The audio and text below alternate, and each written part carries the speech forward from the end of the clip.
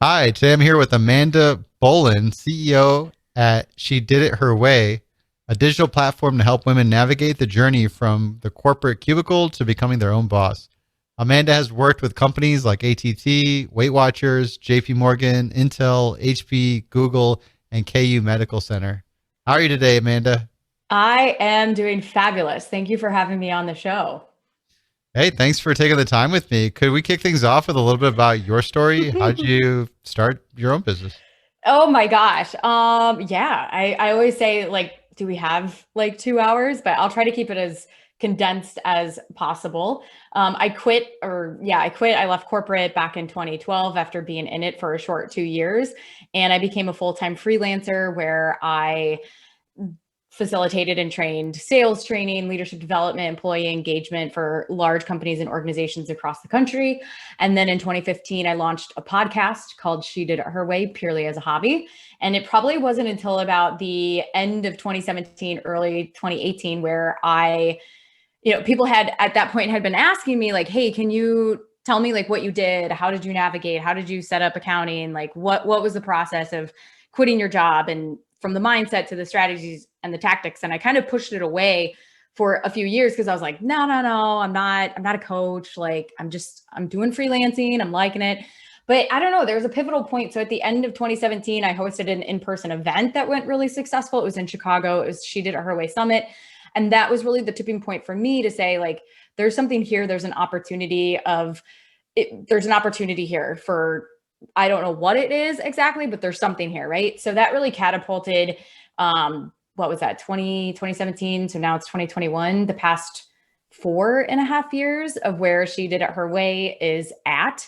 Learned so much, I'm sure, as you know, and your audience knows, building a business, especially in the beginning, it's like throwing things against the wall to see what works and what doesn't. What are people resonating with? How can you, like, where's your zone of genius? Where are you getting people the biggest transformation and all of that? So today, through She Did It Her Way, we coach women and we teach them how to start and grow their online business in as little as 2 hours a week. The reason why we say as little as 2 hours a week is because most of the students that we work with inside of our program are working full-time jobs. And I think one of the mental hurdles that people, when they think about starting an online business or they think about becoming a coach or like doing something beyond the 9 to 5, is, well, I don't have enough time. And our thought process is, it doesn't matter. Like, sure, okay, fine. If you don't have 10 hours, whatever, but like, let's work with what you have. So it's really about taking consistent action every single day. So we teach that in one of our programs. And then we also teach others how to launch their podcast. And we have a annual summit. I think now it's 5 years. So yeah, that is She Did It Her Way in a nutshell. And those that are is, great, those are yeah. great programs. And going into the entrepreneur journey, it's endless learning. My other podcast, I interview some of their public company CEOs, and they're still learning. So I Yeah. think it's really interesting to be part of that, to help people make that transition and make that early part of the journey where they can get on the path to keep learning. Yeah. I mean, so much of it is just, it's a mindset. I feel like the first 2 to 3 years of getting started is really creating focus and making sure that you're not talking yourself out, like making sure that you are not talking yourself out of continuing to move forward. Because I think oftentimes, I mean, there are a lot of quote unquote failures, but if we can change the way we look at failures and just really look at it as, these are outcomes. What did I learn? What do I need to tweak? What do I need to change? And how do I improve it next time, and focus on what's that transformation that I'm getting for my client, then, and having the patience, right? Like, some people are such in a hurry to leave their corporate job that they operate, and I did this too, you just operate from this place of rushness. So, I mean, it's like a whole different thing, but yeah, never ending learning ever. Well, let's get into our principles for success. Yes. What do you got for us? Okay. So, principles of success. Number one, take ownership for everything that you do. I think having extreme accountability is so important because that is how you continue to learn. Number two is invest in yourself. So, how can you? I believe that we are innately our biggest assets. And when we can invest in ourselves, when we can feed our mind with information that is going to help us multiply and produce, and not just like revenue or income. Like, yes, that's great. That's amazing. It's a measuring stick, but to become more of a conscious human and become more aware. I think that is really key. And the third one is limit external input. I think this is a really big thing, especially with the way that our society is designed, that with so much online marketing and so much noise, if you will, it's really easy to get distracted. And I think that when we're not clear on what our focus is and what we want it to be, we can easily be in a reactive mode to what our input is. And then that creates overwhelm. And then it just, again, it creates noise. Like, even if it's great input and it's useful, but like, I forget who said this quote. It's like, information or like doing something that doesn't need to be done in the first place is like the worst thing, that like, it's just a waste of time, right? Even if it's a producing and it's doing something good, but it's like not actually adding value, then it's like, there's no point. So limiting the external input to help us create focus on what our true vision and our goals are so that we can achieve them. So those are my 3 principles to success. They're all great principles. Thank you. At BossMove, we don't leave it there. This is where we challenge you. We take them apart and turn them into some practical steps. Love it. I love practicality. Nothing worse than listening to a podcast that just stays on the surface. And you're like, as a listener, it's the worst experience ever, because you're like, yeah, that was great, but it was fluff. So how do I actually implement this? So happy to go into that. That is like one of the big things that I'm like really a stickler on. So let's start with limit external input. You can turn off notifications on your phone. You can set limits for how long you're on social media apps. You can delete social media apps. You can give yourself permission not to listen to all the podcasts. Like, one thing yes, I think listening to podcasts and collecting the information, fine, whatever. That's great. Like, we're investing in ourselves, we're spending time, but there's a tipping point in which it's really like we have to create the constraint. And that's passive action. Passive action is listening, reading a book, all that stuff. But it's really at a point where, okay, now we need to take massive action in order to see results. So going back to, again, limiting input is just giving yourself permission that it's okay that you're not listening to podcasts. Like, I actually don't typically listen to a ton of business podcasts right now, just because I'm focused on what my coach is telling me and I don't want to get distracted. And so limiting those things, you can, Atomic Habits, James Clear, fantastic. Have you read that book? I'm not. Atomic Habits? Atomic Habits. Amazing. And he talks all about like input, and even in your physical environment, where if you are, let's say, I don't know, talk about food's an easy one, right? Like, I know that if there's chocolate in the house, like, I will demolish it, no problem. So rather than simply keeping it in the house, I just keep it, like, I just don't keep it in the house. So like, I'm limiting that input so it doesn't become a distraction. Not going on your phone the first thing when you wake up, like giving yourself that space for your mind to wake up. So that I could go so much on limiting external input. I want to frame this. Is the goal to sort of limit these distractions? Because it sounds like everybody, you got to have goals to at least know the direction you want to go and what you're trying to achieve. But it sounds like this principle is really themed around how do you stay focused on those goals by limiting these inputs, as you referred to. Does that sound right, or am I off?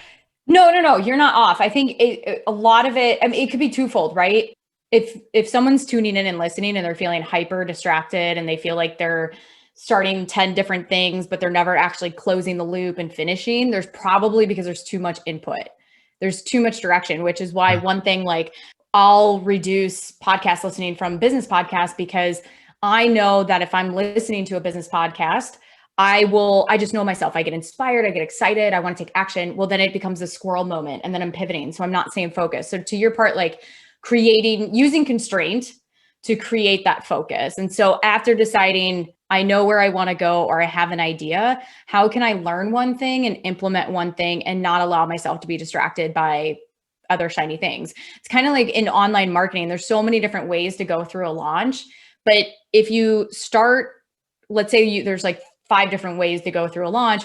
If you start implementing way 1 and you get 20% of the way there, and then you learn about way 2, and then you get 20% of the way 2, it's really about like, just pick one and just work that one, because marketing always works. Everything always works until, like, it works if you work it. So it's keep the persistent and keep the commitment of going. And I think part of aiding in that is limiting the external input.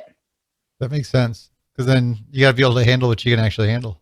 Yeah, you got to create space for it. Because if it's just noise, it's like energetically and physically, it's like it's just stuff's there that doesn't need to be there. Which we could do a whole other podcast about not minimalism, but like streamlined, simplified. But anyway. Well, do you have an approach to really determine what you should sort of limit versus not? What stage or phase of life and business is this person in? Oh, okay.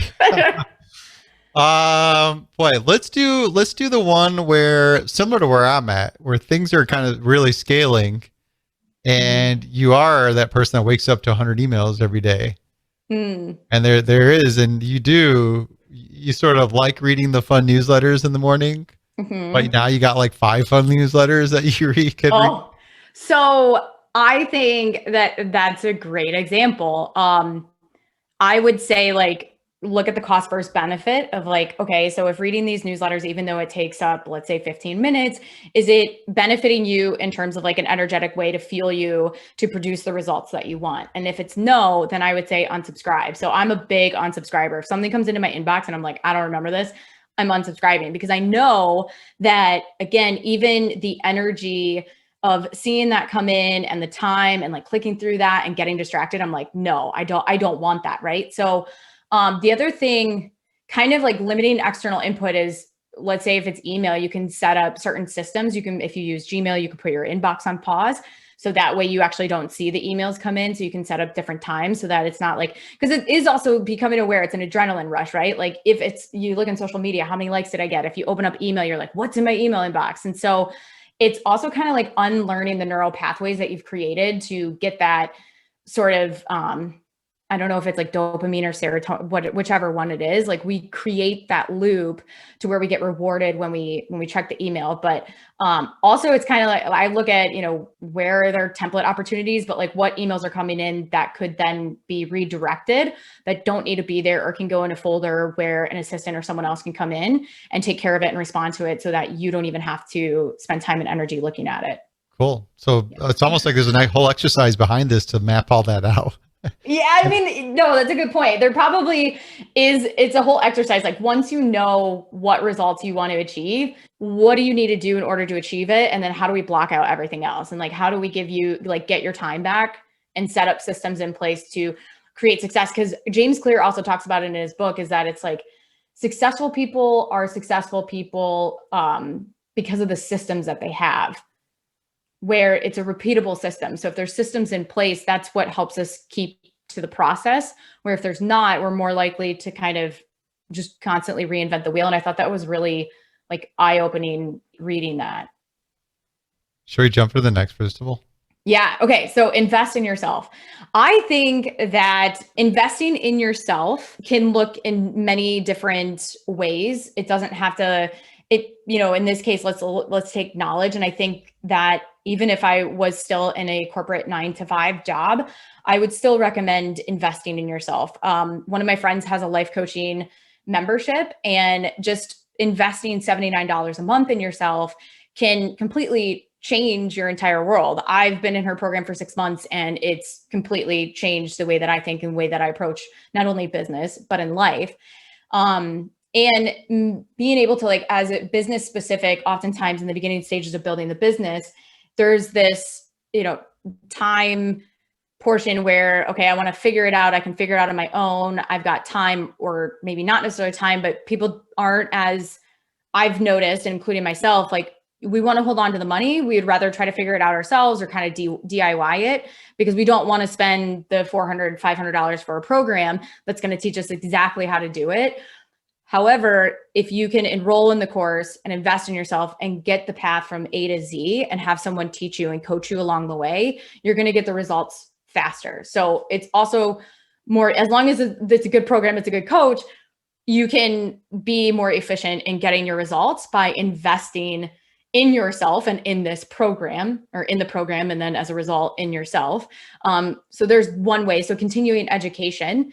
And it's really, I think, like, sometimes people get overwhelmed with like, okay, well, what should I invest in myself specifically? Like, what should I do? And I think the question is is what is it that you need to learn the most? And I'm Yep. talking specifically towards like business owners at this point, or like in your case, you interview a ton of CEOs. It's like, where is that opportunity? What do I need to learn? Do I need to learn Facebook ads right now? And there might be 10 things that you're like, I need to learn all 10 things. Sure. But like, which one do you want to learn first? And then pick that one thing and focus on that one thing for a month or 2 months or a quarter, and then pick the next thing. But I think it's this, rather than just investing in all the things, because that's also a reality and people do that as well, is really, it's like the just-in-time knowledge economy Yes. of what's the one thing that you need to work on. Maybe it's leadership, maybe it's coaching. Okay, how can I go out, find a coach or interview a few coaches and find the one that's best for me and work on that the next month or quarter. Yeah. And I think that we as humans, and especially in business, we're the best investment that we can make, because the more that we grow and the more that our mindset grows and we remove like limiting beliefs and we deal with childhood wounds, we can also give more. And that's why invest yourself is one of my success principles. And then the last one, take ownership, because I think when we can find and practice ownership of our life, ownership of our results, we can be empowered to change them. If we're not, or we're struggling to take accountability, it's hard, it's challenging to influence the outcome in our life, because sometimes and I'm speaking from experience, it's much harder to change your life if we're not willing to look in the mirror and say like, oh, these are the results that I created, and that's okay. I still love myself, but like, what do I want to create moving forward? And to me, I look at that as, well, if I didn't take accountability for my results, I don't know if I would have been able to change them. And that's where I think like taking ownership and taking accountability is really key for designing and creating the life and business that you want. I think this is one of the biggest ones that people generally struggle with, where they feel that they're stuck in their job, situation, relationship. How would you create some practicality steps for overcoming that? Yeah, I would say with the take the ownership is really examine like what you're making it mean, right? So if you're in a job that you don't like, it's really easy for our brains to want to play this card of like, I'm stuck, I don't have a choice.